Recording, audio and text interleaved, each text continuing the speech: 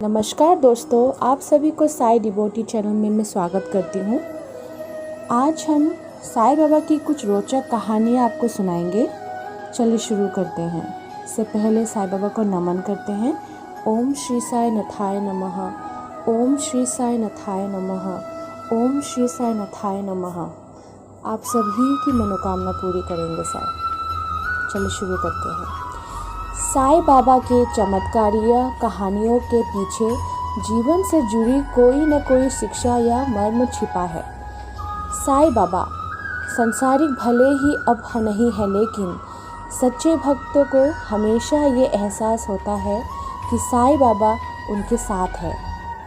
उनकी जन्म तिथि के विशेष में ये मान्यता है कि एक बार अपने एक भक्त के पूछे जाने पर उन्होंने अपनी जन्म तिथि 28 सितंबर 1836 बताई थी। इसलिए हर 28 सितंबर को उनका जन्मदिन मनाया जाता है। आइए आप जानें उनसे जुड़ी कुछ दिलचस्प कहानियाँ। भोजन में सभी प्राणियों का हिस्सा। शिरडी के लोग शुरू में साईं बाबा को पागल समझते थे, लेकिन धीरे धीरे उनकी शक्ति और गुणों को जानने के बाद भक्तों की संख्या बढ़ती गई। साईं बाबा शिरडी के केवल 5 परिवारों से रोजाना दिन में 2 बार भिक्षा मांगते थे।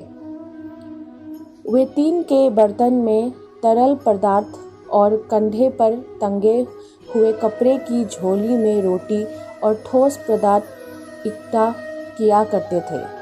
सभी सामग्रियों को वे द्वारिका माई लाकर मिट्टी के बड़े बर्तन में मिलाकर रख देते थे। कुत्ते, बिल्लियाँ, चिड़िया निसंकोच आकर उस खाने का कुछ अंश खा लेते थे। बची हुई भिक्षा को साईं बाबा भक्त के साथ मिल बांट कर खाते थे। कुत्ते का नहीं, साईं का अनादर। एक बार साईं के एक भक्त ने साईं बाबा को भोजन के लिए घर पर बुलाया। निश्चित समय से पूर्व ही साईं बाबा कुत्ते के रूप धारण करके भक्त के घर पहुंच गए। साईं के भक्त ने अनजाने में चूल्हे में जलती हुई लकड़ी से कुत्ते को मारकर भगा दिया। जब साईं बाबा नहीं आए तो उनका भक्त घर पर जा पहुंचा।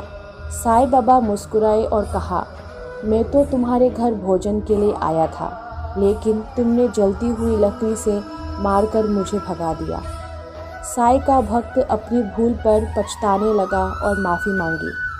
साईं बाबा ने स्नेहपूर्वक उसकी भूल को क्षमा कर दिया। उदी की महिमा से संतान सुख। लक्ष्मी नामक एक स्त्री संतान सुख के लिए तड़प रही थी। एक दिन वो साईं बाबा के पास अपनी विनती लेकर पहुंच गई। साईं ने उसे उदी यानी विभूति दिया और कहा, आधा तुम खा लेना और आधा अपने पति को दे देना। लक्ष्मी ने ऐसा ही किया। निश्चित समय पर लक्ष्मी गर्भवती हुई। साईं के इस चमत्कार से वो साईं की भक्त बन गई और जहाँ भी आती साईं बाबा के गुण गाती।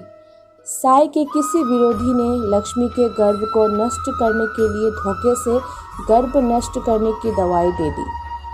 इससे लक्ष्मी का पेट में दर्द एवं रक्तस्राव होने लगा। लक्ष्मी साईं के पास पहुंचकर साईं ने विनती करने लगी। साईं बाबा ने लक्ष्मी को विभूति खाने के लिए दी।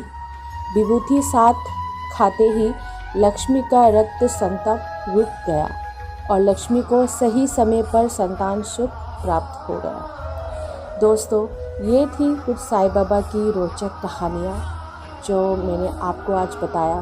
कैसी लगी आपको ये कहानी? अगर आपको बहुत अच्छी लगी तो कमेंट सेक्शन में मुझे ज़रूर लिख के बताइएगा। साईं बाबा आप सबकी भला करें। ओम साईं राम।